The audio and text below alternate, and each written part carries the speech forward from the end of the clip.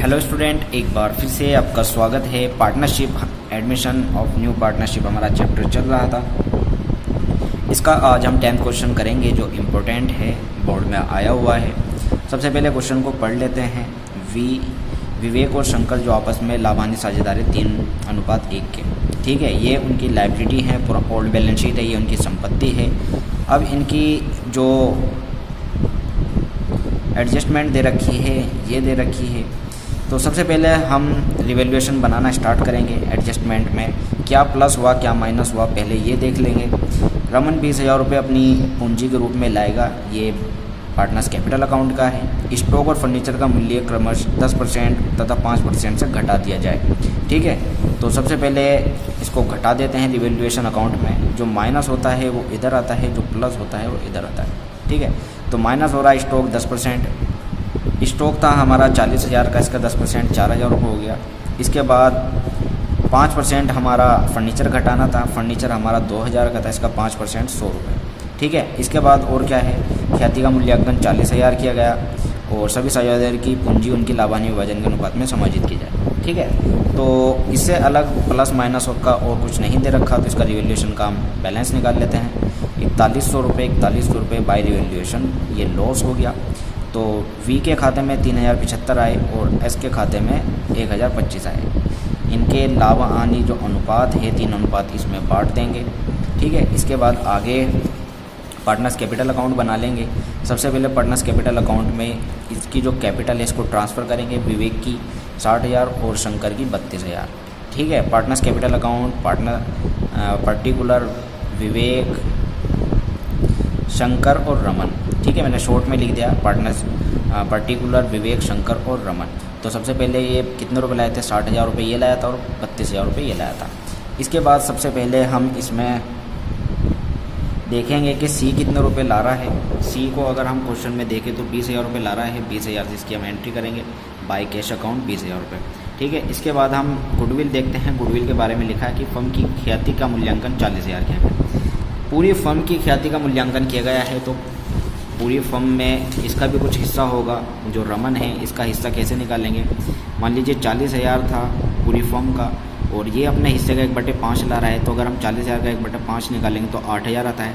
तो इसकी गुडविल 8,000 थी, ठीक है। तो इस 8,000 को हम इन दोनों पार्टनर्स के ओल्ड रेशो में बांट देंगे, ठीक है। तो 6,000 इसके हिस्से में आए, 2,000 रुपये इस हिस्से में, वही पुराने रेशो में, ठीक है, सेक्रीफाइंग रेशो में। अगर सेक्रीफाइंग रेशो नहीं दिया तो इनका जो ओल्ड रेशो है उसी के हिसाब से बांट देंगे। इसके बाद इसमें क्वेश्चन में दिया है जनरल रिजर्व 8,000 का, ये भी हम इसको बांट देंगे ओल्ड पार्टनर्स में बाय जनरल रिजर्व 6,000 और 2,000 ओल्ड रेशो में, ठीक है। इसके बाद आगे इसमें दिया हुआ है कि जी सभी साझेदार की पूंजी उनके लाभ हानि विभाजन के अनुपात में समायोजित की जाए। अब देखिए ये किस तरह निकलेंगी। इनकी जो नया पार्टनर है उसकी पहले न्यू रेशो निकालनी होगी। देखिए ओल्ड जो नया पार्टनर आया था उसकी न्यू से वो 1/5 का हिस्सेदार था। तो 1/5 अगर एक में से इसको दिया जाए तो बाकी 4/5 बचेगा। तो न्यू रेशो किस हिसाब से कैलकुलेट करेंगे, तो ओल्ड रेशो इनका दोनों का क्या था 3/4 और 1/4, 3:1 था ना। तो ठीक है, तो अब इसमें से अगर एक में से 1/5 इसको दे दिया जाए तो बाकी 4/5 बचेगा जो इन दोनों का है। तो इन दोनों का अगर हम न्यू रेशो निकालेंगे तो इसका 3 चौक 12 और 4 पंजे 20 और इसी तरह इसका भी 4 एकम 4 और 4 पंजे 20, ठीक है। आर का भी 4 एकम 4 और 5 चौक 20। इसको बराबर करने के लिए, क्योंकि इनके नीचे 20 है दोनों के, तो इसको बराबर करने के लिए 4 से ऊपर और 4 से नीचे गुणा कर दी, तो 4 और 20 इसके नीचे आ गया। तो अब इसका जो न्यू रेशो निकल के आया है इन तीनों का 12/4 है या 3/1 है, ठीक है। इसके बाद इनकी कैपिटल निकालनी थी। आर जो है 20,000 की कैपिटल ला रहा था, जिसमें 8,000 रुपये हमने गुडविल निकाले थे, ये माइनस हो जाएंगे तो 12,000 की वो कैपिटल ला रहा है। 12,000 की कैपिटल में जो उसका हिस्सा था आर का वो 1/5 था। अगर हम उल्टा करेंगे तो 5/1 हो जाएगा। तो अपने 1/5 हिस्से के लिए वो 12,000 ला रहा था। अगर पूरी फर्म में उसे हिस्सा चाहिए तो उसका उल्टा हो जाएगा, मतलब कि 1/5 हिस्से के लिए वो 12,000 देगा। तो अगर हम पूरी फर्म के निकालेंगे तो 5/1 कर देंगे। तो पूरी फर्म मान लीजिए 60,000 रुपये उसे लाने होंगे। तो इन 60,000 को हम इनके जो न्यू रेशो निकल गया था उसमें बांट लेंगे 3/5, जैसा ये निकल गया था 3, 4 और 1 5, 3/5 इसका हो गया, 1/5 इसका और 1/5। तो 60,000 को हम डिवाइड कर लेंगे रेशो में। 36,000 इसकी आई है कैपिटल, 12,000 इसकी आई है और 12,000 इसकी। तो यही हमें कैपिटल इसकी निकालनी थी।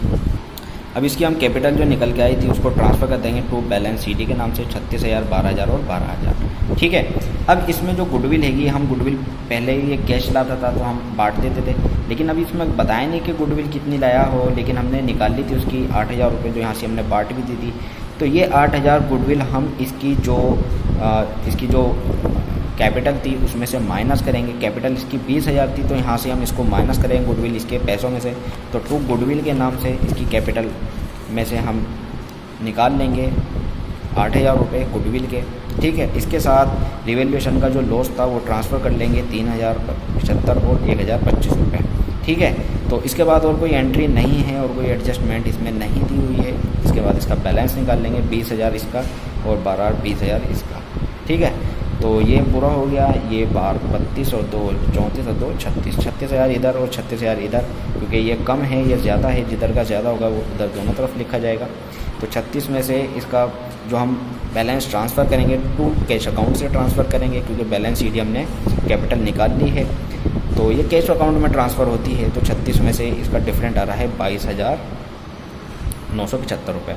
इसी तरह 72,000 रुपये है, इधर ज़्यादा इधर कम है, तो इसका भी डिफरेंट आ रहा है 32,925 रुपये। ठीक है। इसके बाद कैश अकाउंट बना लेंगे। कैश अकाउंट में सबसे पहले कैश दिया हुआ है यहाँ पर 44,000 रुपये। तो 44,000 पहले कैश अकाउंट में ट्रांसफ़र कर लेंगे टू बैलेंस BD के नाम से 44,000 रुपये। इसके बाद यहाँ की जो कैश की एंट्री है वो ट्रांसफ़र कर लेंगे। ये बाई की तरफ है तो टू की तरफ चली जाएगी 20,000 रुपये टू आर्स कैपिटल, आर्स के अकाउंट में पड़ी थी। ठीक है। इसके बाद इधर भी है कैश की एंट्री जो V के और S के खाते हैं, तो ये बाय में चली जाएगी। बाय V कैपिटल 32,925 और S कैपिटल 22,975। ठीक है। इसके बाद और कुछ एंट्री नहीं दी हुई है कैश की, तो इसका कैश का बैलेंस निकाल लेंगे। 3100 रुपये बैलेंस आया निकल के। इसके बाद बैलेंस शीट बना लेते हैं। बैलेंस शीट में क्या करेंगे, सबसे पहले कैश का जो 3100 रुपये निकल के आया था वो हम ट्रांसफ़र कर देंगे। इसके बाद इसमें बिल दिया हुआ है 7,000 रुपये के, बिल ट्रांसफ़र कर लेंगे 7,000 के। डेटर्स दिए हैं 32,000 के, डेटर्स की कोई एंट्री नहीं दी हुई थी तो 32,000 यूँ के ट्रांसफ़र कर देंगे। इसके बाद स्टॉक दिया है 40,000 का, इस पर डेप्थ था 4,000 रुपये तो 36,000 के रह गए। इसके बाद फर्नीचर है 2,000 का, इस पर भी डेप्थ था यहाँ पर 100 रुपये का तो 1,900 का रह गया। बिल्डिंग पर कुछ नहीं था तो 50,000 रुपये इसी तरह ट्रांसफ़र होंगे। तो क्रेडिटर 75,000 के दिए हुए थे तो 75,000 लिख दिया। ये हमने रिवैल्यूएशन में बांट दिया था इन दोनों को, तो ये नहीं आएगा। इसके बाद कैपिटल हमारी जो हमने नई निकाली थी वो कैपिटल इसमें ट्रांसफ़र होगी। तो कैपिटल नई क्या निकल कर आई थी 36,000, 12,000 और 12,000। तो यही कैपिटल इसमें ट्रांसफ़र होगी 36,000, 12,000 और 12,000। इसके बाद इसका दोनों तरफ का जो अगर हम जोड़ करेंगे तो बराबर आएगा। तो ये थी आज की वीडियो, उम्मीद करता हूँ आपकी समझ आएगी।